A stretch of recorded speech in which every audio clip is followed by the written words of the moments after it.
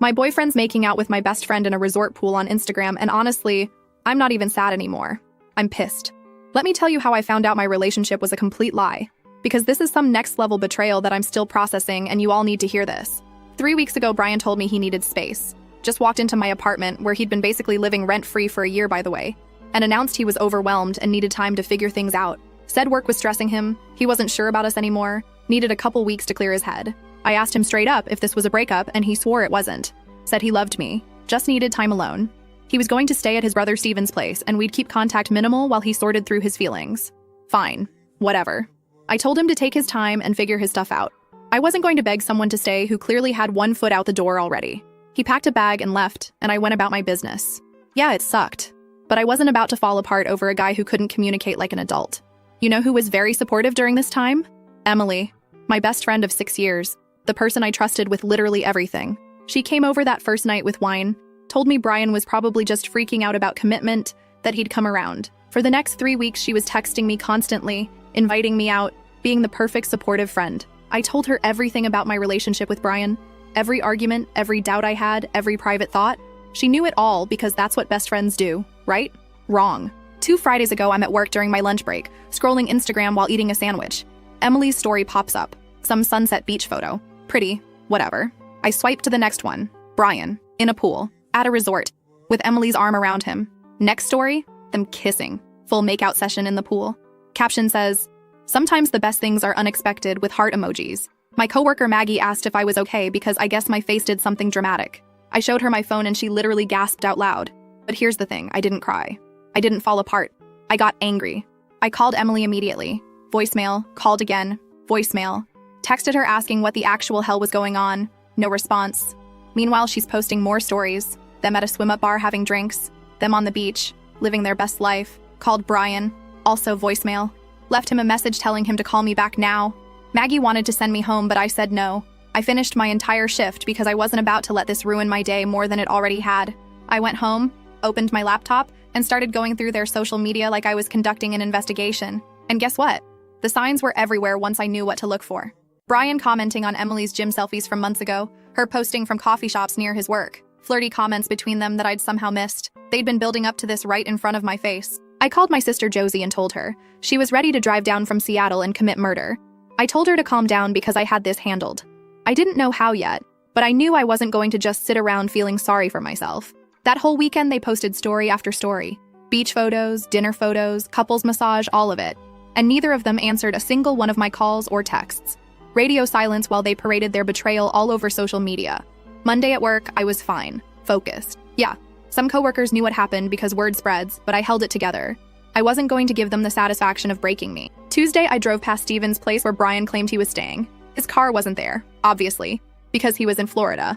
Wednesday afternoon, Emily finally called me back. She started with this whole speech about how sorry she was, how things just happened, how she and Brian had been talking for months and developed feelings. She said it so casually, like she was telling me about a new TV show she was watching. I let her talk. Let her explain how they'd connected while Brian was figuring things out. How they'd been fighting their feelings but couldn't ignore them anymore. How Brian had been unhappy in our relationship for almost a year. Then I asked her one question. How long exactly had this been going on? She said months. They'd been talking for months while she was comforting me about my relationship problems. While she was giving me advice about Brian, she was falling for him behind my back. And then she said the thing that made me see red. She said Brian and I were basically over anyway, that our relationship had run its course, and she was actually doing me a favor by helping him move on, that I should eventually be able to be happy for them. I laughed. Then I told her she was delusional if she thought I'd ever be happy about this, and hung up. Called Brian next. He answered this time, launched into this whole explanation about how he never meant to hurt me, how feelings just develop, how he and Emily just fit together in a way we never did. I asked him if he'd been using my best friend to gather information about me, and he said it wasn't like that. Emily just naturally talked about me because she cared. But yeah, he admitted she'd shared things I'd told her in confidence. My fears, my relationship concerns, all of it. He said it helped him understand my perspective better. He helped himself to my private conversations, used them to figure out how to handle me while planning his exit strategy with my supposed best friend. I asked if the space was just an excuse to test drive a relationship with Emily, and he got quiet. Then said it was complicated. He needed time to figure out his feelings, and during that time he realized Emily was what he wanted. I told him we were done, and he could figure out how to get his stuff from my apartment because he was never stepping foot in there again. He asked if we could talk in person when he got back to explain properly, and I said absolutely not. Hung up. And here's where I surprise you. I didn't cry. I didn't fall apart. I got strategic. I went through my apartment and boxed up every single thing Brian had left, called his brother Steven and told him to pick it up by Friday or it was going in the dumpster. Steven was actually apologetic, said he had no idea Brian was in Florida with Emily, thought his brother was actually staying with him and dealing with relationship stuff. Even he'd been lied to, threw out photos of us, deleted our couple pictures from my phone and social media, removed every trace of him from my life in one productive evening. Thursday, I went to work like normal. Friday, I hit the gym after my shift. Saturday, I deep cleaned my apartment and rearranged furniture so it didn't look like the place where Brian and I had lived together. Sunday, they came back from their trip. I know because Emily posted them at baggage claim looking tan and happy. They immediately started posting couple content, dinner dates, movie nights, acting like they'd been together forever. Our mutual friends were split. Some reached out to me privately saying they couldn't believe Emily would do that. Others just accepted it and commented on their photos like everything was normal. I unfollowed anyone who seemed cool with this situation because I don't need that kind of person in my life. My mom found out from Josie and called me worried. I told her I was fine, really. And I was. I was angry, but I was fine. For the next week, I watched them live their best life on social media.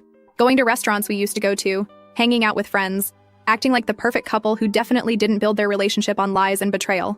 And the whole time I was watching, I was thinking, because here's what Brian and all these cheating guys don't understand. When you betray someone, you don't just lose them. You lose the benefit of everything they knew about you, everything they protected you from, everything they could have warned the next person about. And I knew things about both of them, things they probably hadn't shared with each other yet because they were too busy being caught up in their exciting new forbidden romance.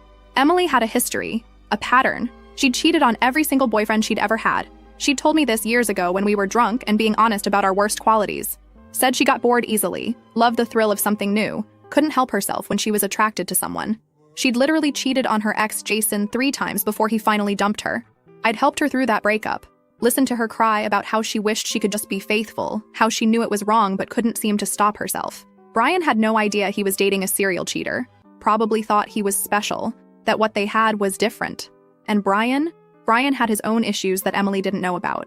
His jealousy, his need to control situations, his tendency to get paranoid about his girlfriend's male friends. Things I dealt with and worked around because I loved him. Things that would absolutely come up once the honeymoon phase with Emily wore off. They thought they'd won, thought they'd gotten away with it cleanly and could just ride off into the sunset together. But I wasn't done watching, and I definitely wasn't done planning. Friday night, exactly 2 weeks after I'd first seen them in that pool, I was lying in bed when Emily posted a story of them at some party with mutual friends. Everyone laughing, having fun, looking like the perfect happy couple. I screenshotted it, added it to a folder on my laptop where I'd been collecting things. Their social media posts, timestamps of when they'd started commenting on each other's photos, screenshots of old conversations where Emily had told me about her cheating history. I wasn't planning anything illegal or crazy, but I was planning something. Because they'd humiliated me, and worse, they thought I was just going to disappear quietly and let them have their happy ending. I opened my notes app and started writing down everything I knew about Emily's patterns, about Brian's jealousy, about their weaknesses and insecurities and the things that would inevitably cause problems between them.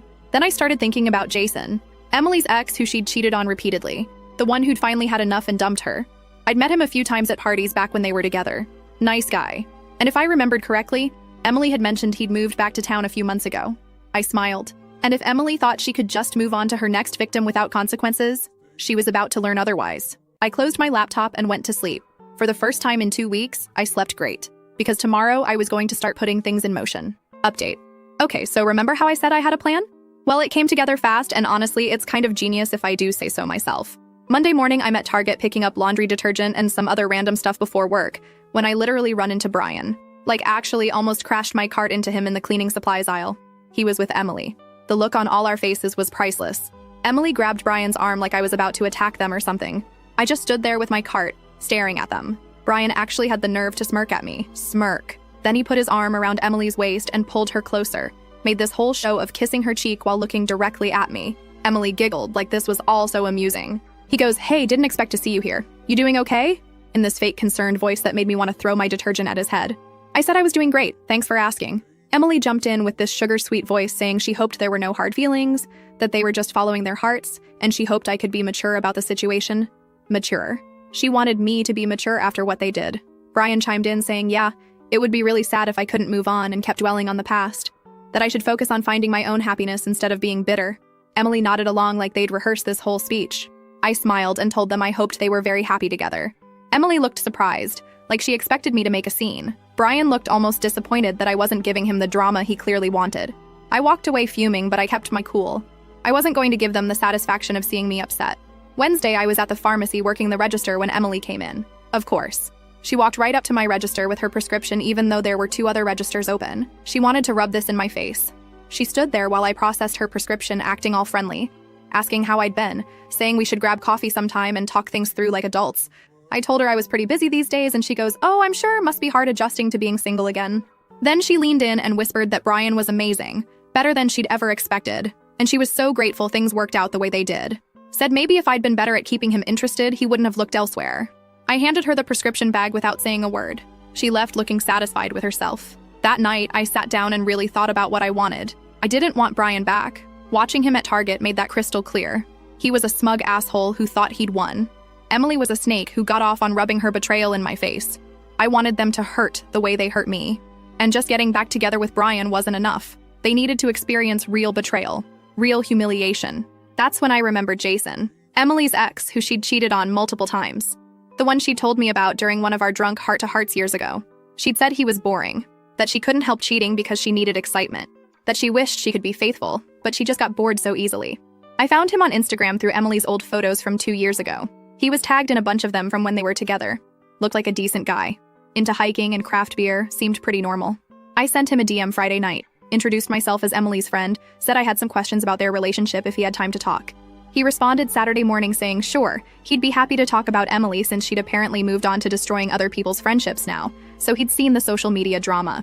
We met Sunday afternoon. Jason showed up in a hoodie and jeans looking exactly like his photos. We grabbed a table in the back and I just laid it all out for him. How Emily had been my best friend, how she'd slept with Brian while pretending to support me, the whole thing. He wasn't even surprised. He said that was classic Emily behavior. Told me about how she'd cheated on him with his coworker, then with a guy from her gym, then with some random dude she met at a bar. Every time she'd cry and apologize and swear it would never happen again. Every time he'd believed her because he loved her and thought she could change. I asked him when they broke up and he said about 9 months ago. Final straw was when he found messages on her phone to 3 different guys, all flirty and inappropriate. He'd confronted her and she'd tried to turn it around on him, saying he was too boring and didn't give her enough attention. Then I asked him the important question. Had Emily contacted him recently? He pulled out his phone and showed me messages from the past week. Emily had texted him Tuesday saying she missed him and wanted to catch up. Thursday, she'd sent him a photo of a restaurant they used to go to saying it made her think of him. Friday, she'd asked if he wanted to grab drinks sometime. He'd been ignoring her messages because he wasn't about to fall for her manipulation again. But seeing the dates, I realized she'd started reaching out to Jason right around when she and Brian got back from Florida. While she was posting couple photos with Brian, she was already lining up her next option. I leaned back and told Jason I had a proposition for him. He raised his eyebrows and asked what kind of proposition. I told him I wanted to expose Emily for exactly who she was. Show Brian and everyone else that she was a serial cheater who would never change, but I needed his help to do it. He asked what I had in mind, and I laid it out. I wanted him to respond to Emily's messages, agree to meet up with her, let her flirt and escalate things the way she always did. And when she inevitably tried to sleep with him, because based on her pattern, that's exactly what would happen, I wanted him to record it. Jason stared at me for a long moment. Then he asked if I was serious, and I said completely serious. Emily destroyed my relationship and my friendship, and was now rubbing it in my face at every opportunity. She deserved to have Brian see exactly who he'd chosen over me. He said he'd think about it. Asked me to give him a day to decide if he wanted to get involved in this level of drama. Monday evening, he texted me. He was in. We met again Tuesday at a burger place near the mall to plan everything out. Jason said Emily had texted him again Monday night asking if he'd gotten her messages. He'd responded that morning saying, yeah, sorry, he'd been busy with work but would love to catch up. She'd responded within minutes, saying she was so glad, they should definitely get together soon, she had a lot to tell him. Jason showed me the messages, and I could literally see her setting things up. The flirty undertones, the I've been thinking about you, all of it.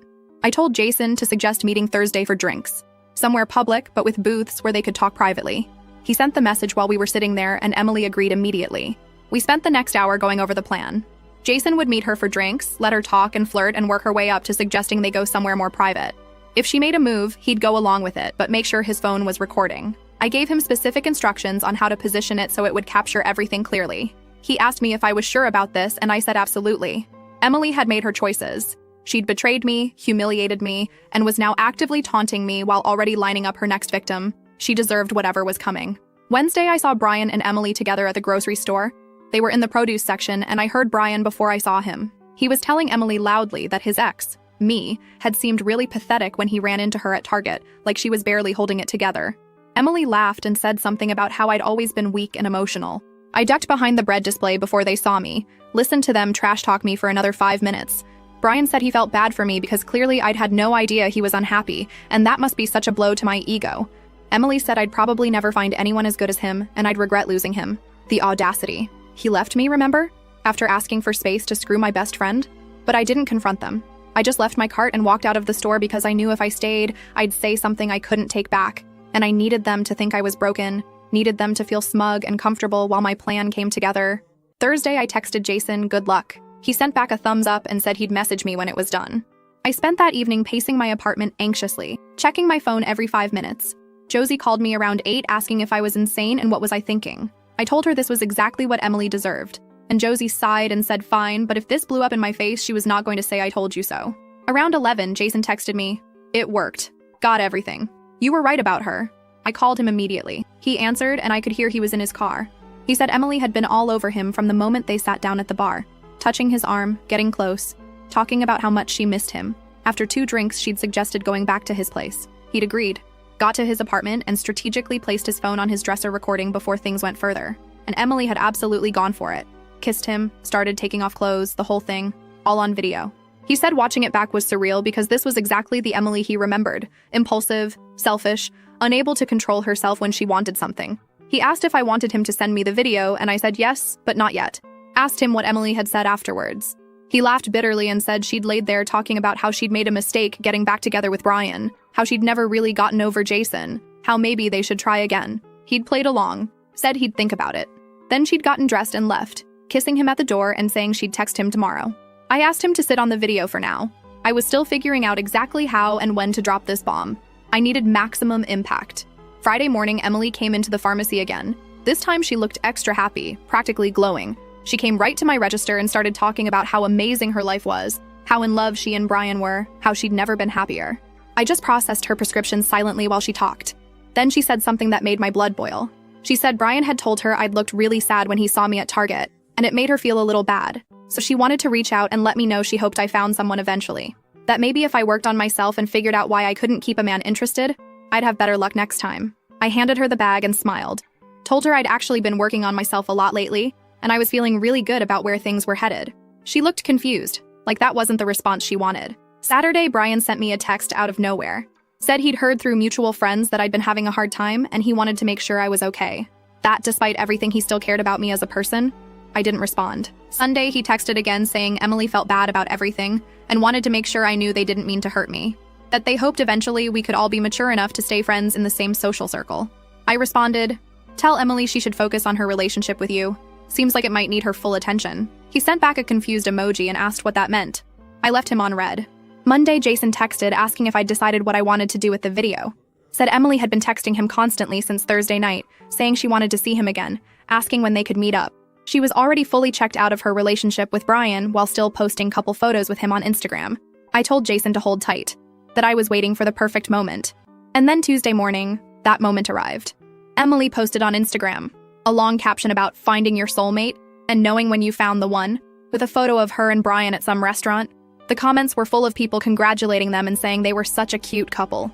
I screenshot it and sent it to Jason, told him it was time. He called me and we made the final plan for exactly how this was going to go down. Wednesday evening, I was going to make sure Brian and Emily both got exactly what they deserved, and I was going to enjoy every single second of it. Final update. Okay, so you're all probably dying to know how this played out, and honestly, it was even better than I imagined. Wednesday evening, Jason texted me saying Emily had just messaged him asking if he wanted to come over to her place. Brian was apparently working late and she was bored and wanted company. Jason screenshot the message and sent it to me. She literally used a winky face emoji. I told Jason to say yes, but to suggest they meet at that bar where they'd gone Thursday instead, then go back to his place after. Needed the video to be clear that Emily initiated everything, that she deliberately went to meet her ex while in a relationship with Brian. Jason agreed to meet her at 8.